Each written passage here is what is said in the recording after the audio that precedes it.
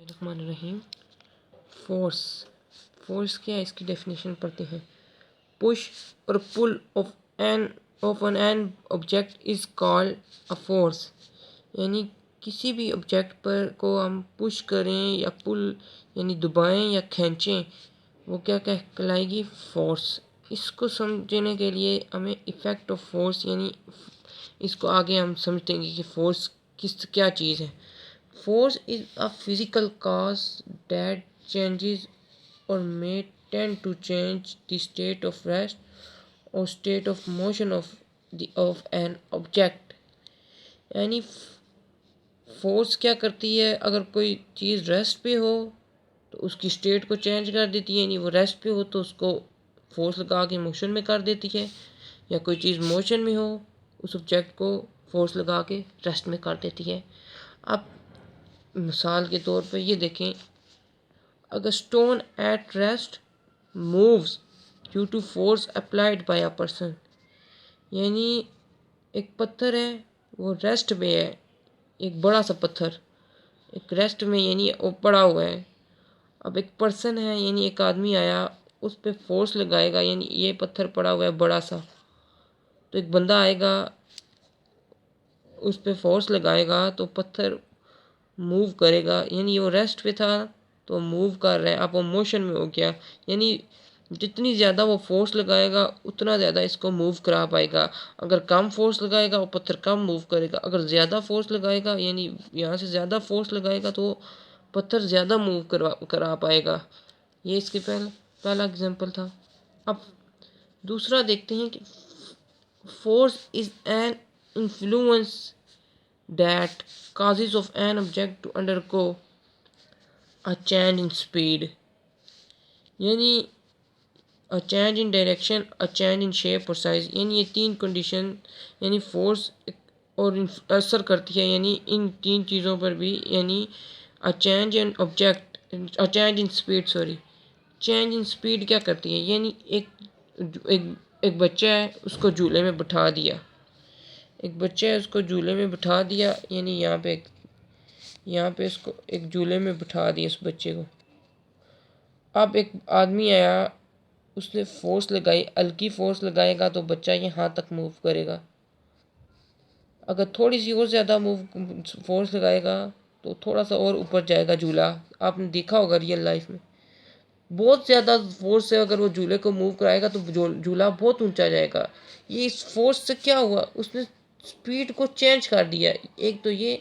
अब दूसरी नज़रिए से देखते हैं, यानी दूसरी तरीके से क्या चीज़ है। अब एक गाड़ी है, वो 20 किलोमीटर पर और की रफ्तार से मूव कर रही है, यानी इस डायरेक्शन पे, तो अचानक आगे कोई समझो आगे स्टॉप आ जाता है, यानी तो ये एकदम फोर्स ब्रेक पे फोर्स लगाएगा तो गाड़ी रुक जाएगी। देखिए यहाँ पे भी उसने स्पीड को क्या कर दिया, चेंज कर दिया। अब अ चेंज इन डायरेक्शन। अस्पताल में एक मरीज़ होता है, वो व्हील चेयर में बैठा होता है, यानी उसको चेकअप के लिए लेके जाते हैं, तो उसकी व्हील चेयर को एक बंदे ने पकड़ा होता है पीछे से। अब वो दाईं तरफ मूव करेगा उसको, यानी फोर्स लगाएगा ना व्हील चेयर को, अगर दाईं तरफ मूव करेगा तो फोर्स लगा के उसको दाईं तरफ कर देगा, पुश करके पकड़ के उसको, तो या फिर अगर सीधा जाएगा सीधी तरफ फोर्स लगाएगा, इसकी डायरेक्शन सीधी होगी। या वो बाईं तरफ जाना चाहेगा तो बाईं तरफ फोर्स लगा के उसकी डायरेक्शन बाईं तरफ कर देगा। ये इसकी एग्जांपल थी। यानी अगर वो पीछे जाना चाहेगा तो उसको खींचेगा, यानी आगे की तरफ उसको पीछे खींच के उसको फोर्स लगा के पीछे की डायरेक्शन पे ले जाएगा। यानी फोर्स क्या करती है, डायरेक्शन को भी चेंज कर देती है। अब अगला क्या पॉइंट है, अ चेंज इन शेप और साइज। यानी किसी भी ऑब्जेक्ट की साइज़ या शेप को चेंज कर देते हैं। मिसाल के तौर पे ये एक कैन है, यानी पेप्सी का कैन हो गया, उसको जब मैं अगर पुश करूं यानी दबाऊं उसको, तो उसकी शेप किस तरह हो जाएगी, इस तरह चेंज हो जाएगी ना, यानी वो सिकुड़ जाएगा यहाँ से, यानी उसकी शेप को फोर्स लगा के क्या किया, चेंज कर दिया। ये थी इसकी एग्जांपल्स। यानी अगर वो मोशन में हो तो फोर्स लगा के हम उसको रेस्ट में कर देते हैं, यानी बहुत तेज़ हो तो एकदम, यानी गाड़ी वाली एग्जांपल ही देख लें, गाड़ी मोशन पे है तो उस पर हमने फोर्स लगाई, ब्रेक लगा के उसको क्या कर दिया, रेस्ट पे कर दिया। अगर रेस्ट पे है तो हमने, या फिर अगर कोई चीज़ रेस्ट पे है तो उसको हमने मूव करा दिया। यानी अब देखें पत्थर था रेस्ट पे तो उसने आदमी ने फोर्स लगाई तो पत्थर क्या हो गया, मूव हो गया। अब जितनी ज़्यादा फोर्स आदमी लगाएगा पत्थर उतना ज़्यादा मूव करेगा, जितनी कम लगाएगा पत्थर उतना कम मूव करेगा। यानी इस चेंज इन डायरेक्शन, यानी अगर व्हील चेयर को हम दाईं तरफ मोड़ के फोर्स लगा रहे हैं तो वो दाईं तरफ मूव करेगा, बाईं तरफ फोर्स लगाएंगे तो वो बाईं तरफ मूव करेगा, सीधा फोर्स लगाएंगे वो सीधा मूव करेगा। उसके बाद क्या, चेंज इन शेप और साइज वो भी बता दिया गया कि अगर जितना जोर से अगर फोर्स लगा के दबाएगा उसकी उतनी साइज शेप चेंज हो जाएगी। अब इसकी दो फर्दर टाइप्स हैं, कॉन्टैक्ट फोर्स और non contact force. Contact force क्या होती है, force that are due to physical contact और touch between two objects are called contact forces.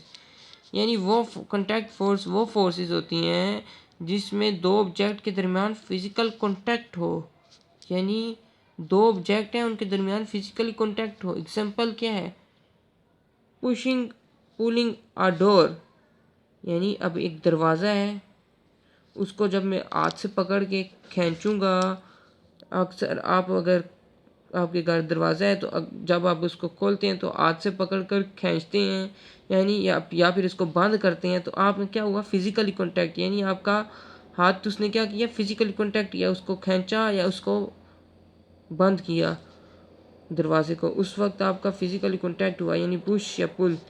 अब दूसरा क्या है, lifting a box direct with all object, यानी अब एक डब्बा है वो अपनी रेस्ट पोजीशन पे है, अब हम उस पर पुश करेंगे तो वो आगे मूव करेगा। वो ऊपर पत्थर वाली एग्जांपल ही देख रहे हैं कि एक पत्थर है रेस्ट पे था बड़ा पत्थर, उसको फोर्स लगाई तो उसको क्या किया, हमने फिजिकली कॉन्टैक्ट दिया, यानी फिजिकली कॉन्टैक्ट हुआ तब भी तो वो क्या हो गया, मूव हुआ। इसी तरह मेरे हाथ में अगर पेन है तो मैं इसको पेन को उठा के इधर रख दूंगा तो ये क्या हुआ, ये भी एक फिजिकली कॉन्टैक्ट हुआ। ये थी कॉन्टैक्ट फोर्स। अब नॉन कॉन्टैक्ट फोर्स के बारे में पढ़ते हैं। नॉन कॉन्टैक्ट फोर्स क्या है, forces that act without having physically contact between two objects are called non contact forces. यानी कॉन्टैक्ट फोर्स में हमने पढ़ा था कि वो किसी भी दो ऑब्जेक्ट के दरमियान फिजिकली कॉन्टैक्ट हो, लेकिन नॉन कॉन्टैक्ट फोर्सेस वो फोर्सेस होती हैं जिसमें फिजिकली कॉन्टैक्ट ना हो दो ऑब्जेक्ट्स के दरमियान। एग्जांपल देखते हैं, फोर्सेस बिटवीन मैग्नेट्स। हाँ, अब दो छोटे छोटे अगर हम मकनातीस ले लें, थोड़ा सा फासले पर उनको रखेंगे तो एक दूसरे के साथ वो क्या हो जाएंगे, अट्रैक्ट हो जाएंगे ना। ये अक्सर बच्चे खेलते रहते हैं मकनातीस के साथ, तो थोड़ा सा फासले में रखें तो उनके दरमियान क्या आती है, एक नॉन कॉन्टैक्ट फोर्स, इसको हम मैग्नेटिक फोर्स भी कहते हैं। यानी देखें, अब हमने हाथ तो नहीं लगाया ना, उसको खुद तो नहीं इस तरह पकड़ कर जोड़ा, हमने थोड़ा सा फासले पर रख दिया, बीच में गैप था तो उसके दरमियान दोनों में क्या हो गया, नॉन कॉन्टैक्ट फोर्स हुआ। यानी वो फोर्स मैग्नेट आपस में क्या हो गए, मकनातीस जुड़ गए। दूसरी एग्जांपल क्या थी, falling of a pen on the floor due to earth's gravitational force. अब ज़मीन की एक ग्रेविटेशनल फोर्स होती है, यानी अगर आप ऊंचाई से फेंकेंगे तो वो नीचे की तरफ जाएगी, क्यों, क्योंकि ग्रेविटेशनल फोर्स की वजह से। अब देखें एक पेन है, उसको मैं एक नीचे फेंकूंगा यानी फ्लोर पे, तो वो नीचे जाएगा नहीं, अगर मैं हाथ से छोड़ूंगा तो वो पेन नीचे ही जाएगा इस तरह, तो वो ऊपर तो नहीं जाएगा ना। और नीचे क्यों जाएगा, क्योंकि ग्रेविटेशनल फोर्स की वजह से। अब देखें पेन जब नीचे जा रहा है तो दो चीज़ें आ गई, एक ग्रेविटेशनल फोर्स और दूसरा पेन। अब पेन और ग्रेविटेशनल की फोर्स के दरमियान हमारा तो कोई फिजिकली कांटेक्ट तो नहीं हुआ ना, कि हमने पेन को ऊपर पकड़ कर खुद नीचे लेके आए यानी ज़मीन पे, हमने खुद ऊपर से पेन को खाली छोड़ दिया तो पेन और ग्रेविटेशनल फोर्स की वजह से वो पेन नीचे मूव हुआ, क्यों। अब ये नॉन कॉन्टैक्ट फोर्स है, हमारा इसमें फिजिकली कॉन्टैक्ट नहीं है कि हम खुद पेन को पकड़ कर नीचे लेकर आए हैं, पेन खुद ब खुद नीचे गया, हमने खाली ऊपर से छोड़ा। अब ये देखें, ये पेन छोड़ा तो ये क्या हुआ, ये नॉन कॉन्टैक्ट फोर्स की वजह से हुआ, यानी ग्रेविटेशनल फोर्स की वजह से। ये था फोर्स पे लेक्चर। शुक्रिया।